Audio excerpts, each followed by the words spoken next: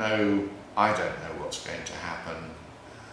In South London, the psychiatric services are provided by the South London and Maudsley NHS Foundation Trust, and it's a very big trust that covers 4 London boroughs, Southwark, Lewisham, Lambeth and Croydon.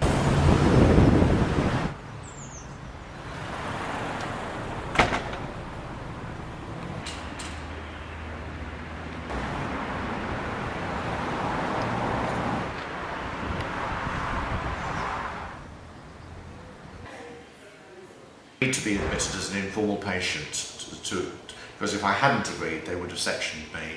I agreed to be informals because I know that as an informal patient I have final say-so as to whether I take medication or not.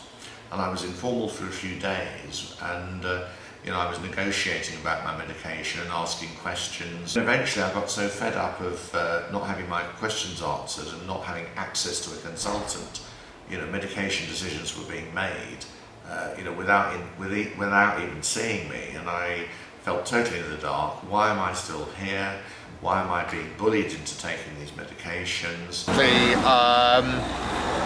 I was put in the hospital because I was found sightseeing at Beachy Head, and I know Beachy Head's famous for suicides, and well, I wasn't there for suicide. I mean, I was sightseeing, and I got picked up by the police and put in hospital. So 6 weeks I was in hospital. I was treated extremely badly. I mean, there's virtually no engagement with staff, no meaningful engagement, no helpful engagement, for the whole of the 6 weeks, and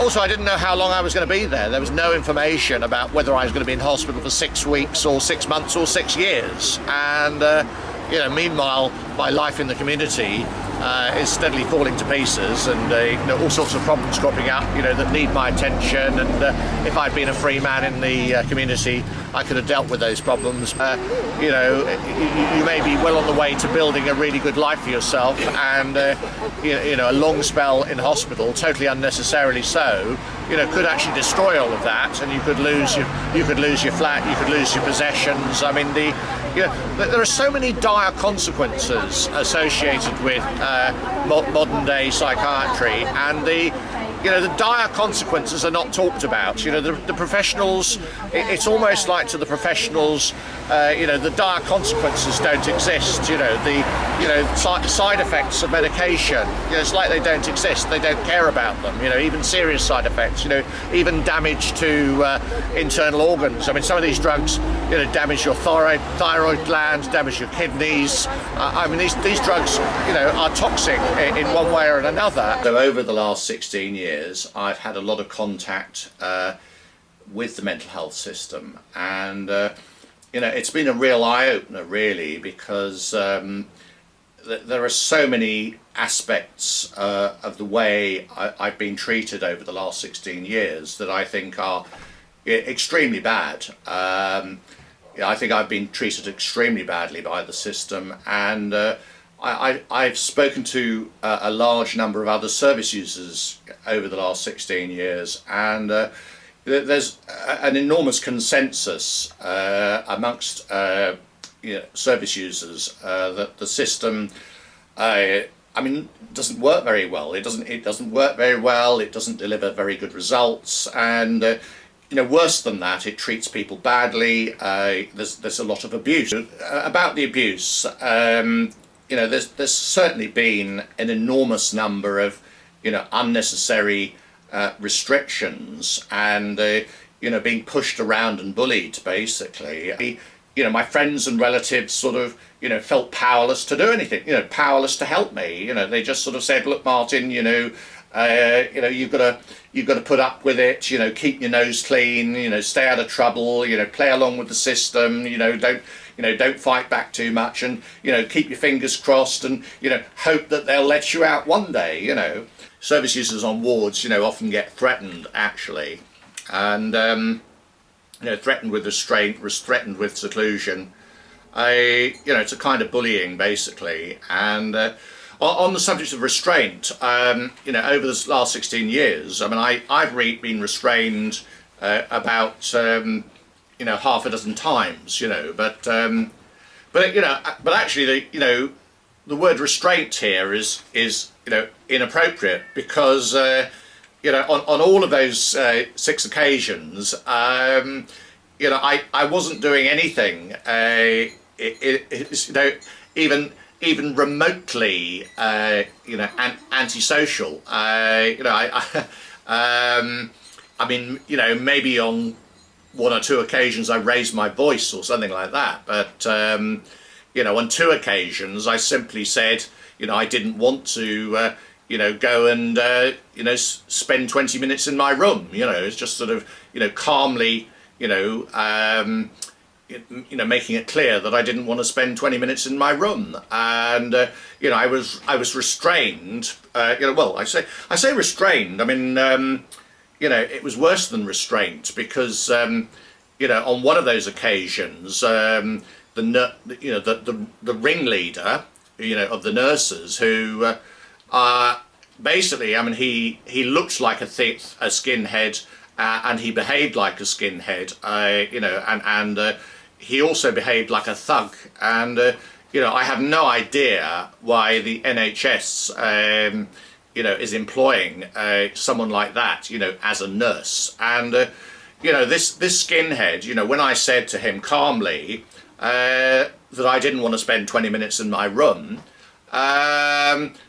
he grabbed me by the hair and threw me on the floor, face down on the floor, by grabbing my hair and just threw me on the floor. And and then the whole restraint team jumped on me, and I mean, I don't know whether I can't remember on that particular occasion whether they injected me or not, but I mean, they might have injected me, and and then put me in my bedroom, but there was another occasion very similar, where again, I calmly said, I do not want to spend 20 minutes in my room. I could see no reason why I should spend 20 minutes in my room. I wasn't misbehaving or doing anything antisocial or anything like that, so why should I spend 20 minutes in my room? And again, I was restrained, and one nurse, I was marched to my room by 2 nurses who held my arms behind my back, and one of these nurses applied so much pressure to my wrist that I ended up with a sprained wrist. The other nurse applied so much pressure to my thumb that I ended up with a sprained thumb. But it gets worse, actually. It gets worse. I mean, I didn't. I wasn't resisting the restraint in any way at all. I was passively going along with the restraint process. I mean, if I had been resisting, I mean, I could have understood the injuries, but I mean, for somebody who, is passively going along with the restraint process to receive injuries, strikes me as, ridiculous. And anyway, they marched me to my room, and then outside my room, the nurse who sprained my left wrist put his hand on my shoulder and forced me to my knees. And then, again with his hand on my shoulder, he smashed my face against the floor with enormous force. I mean, totally gratuitous. To me, it came across as pure sadism. I ended up with a carpet burn on my face. But I mean, I wasn't, that concerned about the carpet burn, but. The force was so strong. I mean, I thought he could have broken my skull. I mean, I don't know how much force it takes to break a skull, but I mean, he actually, he smashed my face against the floor so hard, I was worried that he might break my skull, and but the story, the horror of the story, doesn't end there. That, I mean, they took me into my bedroom, put me face down on the bed, continued the restraint. The ward manager who turned up, who I thought was a decent guy, and I was sort of, calmly saying to the ward manager, please get your nurses to stop stop brutalizing me, please get them to take the pressure off. But he wouldn't. The ward manager wouldn't. He just let this team of nurses carried on brutalizing me. The ward manager was there, and I pleaded with the ward manager, and he just let them carry on, and eventually the whole event, I can't remember how it all ended, but later that day I went up to the ward manager and said,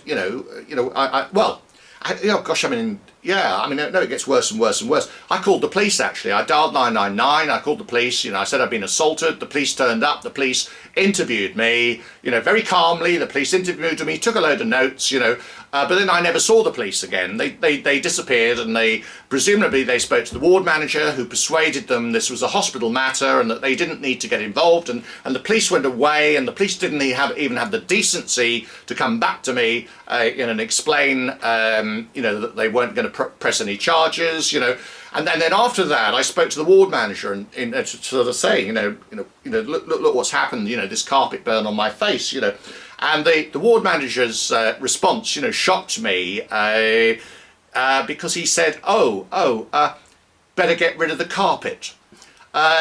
He didn't say better get rid of the sadistic nurse, better have a word, either have a word with the sadistic nurse or get rid of the sadistic nurse. The solution is get rid of the evidence, get rid of the carpet, get rid of the evidence, let the nurses, carry on, doing whatever they want, whatever they feel like doing, if they've got a grudge, if they've got sort of negative feelings towards service users, let them take out their negative feelings on service users, get rid of the carpet, let the sadistic nurses, carry on doing whatever they want to do. And it was in the Gresham PICU, which is a unit part of the Bethlehem Hospital. You, during this 16 years of hospitalisation, or since you were diagnosed, have you been offered any sort of counselling or therapy? Well, not as an inpatient, no. I don't think I've come across a single psychiatrist who has, any psychotherapy skills, whatsoever. They're not really, when they're listening, they're not listening, sort of, to from a point of view of trying to understand, what's going on from your point of view. It's not that kind of listening. I mean, if they are listening at all, it's all about, pathologization. They're listening for clue. They're looking for, symptoms. They're looking for excuses. For labelling you as defective in one way or another. He's saying this. Oh, he must be defective. That's this kind of defect which qualifies for a label of schizophrenia, and this is another kind of defect that qualifies for a label of manic depression, or bipolar. Pathologization is where an understandable response is labelled as a sign, of illness, or being crazy in some way. So for example, I mean, one might get angry and about something, and the reason for your anger, might be very obvious to most people, but a psychiatrist might not see it like that way. He might see your anger, he might decide to label your anger as inappropriate, and once he's decided that your anger is inappropriate, it then becomes a reason for labeling you as sort of defective in some way, or ill, or not functioning, and I'm going to give you an example of this. I mean, on one occasion I remember, I was sort of having a bit of an argument with my psychiatrist in hospital, and I was getting quite angry at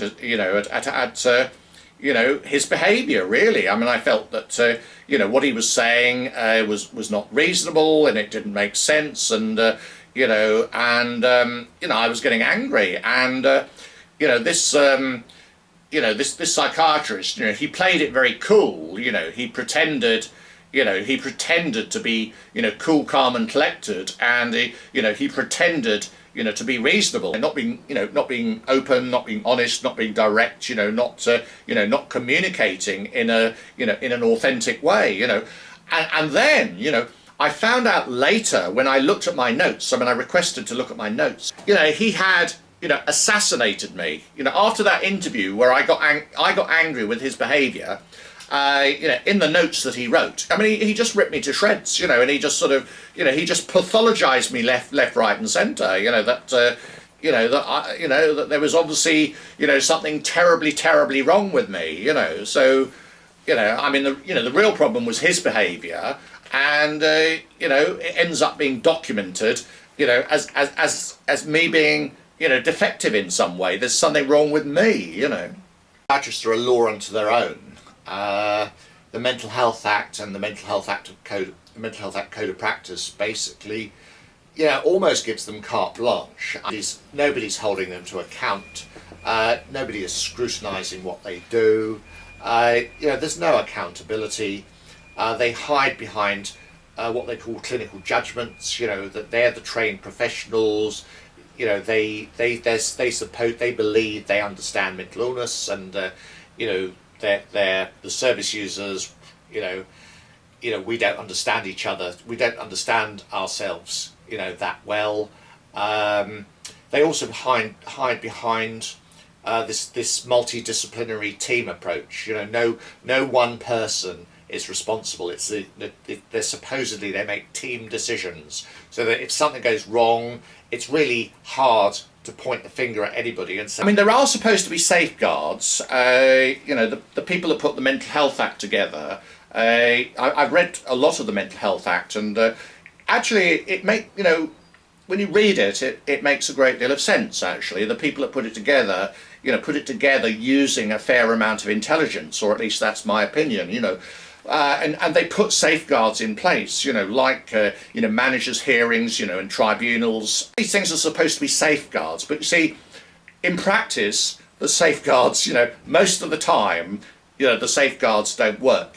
The odds are stacked against the service user. And the tribunals are incredibly adversarial in nature. Unless your psychiatrist and social worker, are of the opinion, that you're ready for discharge and that you have been ready for discharge for a long time, your psychiatrist and social worker, they err on the side of safety. There's a risk-averse culture. So psychiatrists and social workers fear that if they encourage somebody's release, and it turns out that people get the opinion, come to the opinion that release was premature, then the psychiatrists and social workers are of the opinion that they will get it in the neck. They will get into trouble. So so this means they're very cautious about recommending discharge in the first place. So 9 times out of 10, they recommend against discharge. Now, having recommended against discharge, they then feel that they have to justify that decision. So they set about, in the tribunals, they set about scraping the bottom of the barrel to sort of, find, absolutely, every excuse they can for, justifying, continued detention. It's almost not an overstatement to say that things only change when someone dies. That's how bad things have to be before you get anyone's attention, to the negative consequences or the dire consequences of mainstream psychiatry. The revolving door obsession. There's an obsession, absolute total obsession with the revolving door. We've got to drug these people in such a way that we get them out of hospital in a way that they never come back. And it's that obsession. Absolutely. That obsession. Yeah. How do we get rid of that obsession? Please all write to the chief executive of your local trust, partly. And write to the government and write to your MP, because I completely agree with you. I've written to the health minister, and so far I can't get any time out of them at all. They won't talk to me. In my local inpatient unit, you know, that there's enormous pressure to get people out immediately, and as you rightly say, the only way that you're going to do that is to fill them full of drugs, and enormous levels of drugs. They had put me on a depot injection, which is this monthly injection, and I refused to take it, and they seemed to accept that I had the right to refuse. But why they put you on an antipsychotic Yeah. injection, which has never happened before, has it? No. So why did they do that? What Well, was I think their it's all part. reasoning? I think it's all part of the pressure. You know, they're trying to sort of persuade you, to make it difficult for you not to take the meds. Which, from you, putting you on medication that was like lithium, which was oral medication, because you weren't taking that, they then decided to just put you on an injection of an antipsychotic. Yes. It's as they put me on the injection of the antipsychotic in addition to the lithium, to make you think that you have no power, that you have to, that you have to take these medications, basically. I can't motivate myself to do anything. It's hard. It's hard to leave the house. It's hard to go shopping. The flat's in a mess, and I can't be bothered to tidy up. And I'm sleeping a lot. Mm-hmm. Well, I spoke to your doctor, saying that I thought you were being over-medicated at the moment, and you had no energy.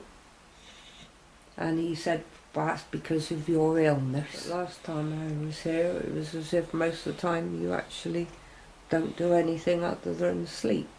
Yes. And you even fell asleep when I was here. Yes. You have expressed to me recently that you think the system has now beaten you. Yes, yes.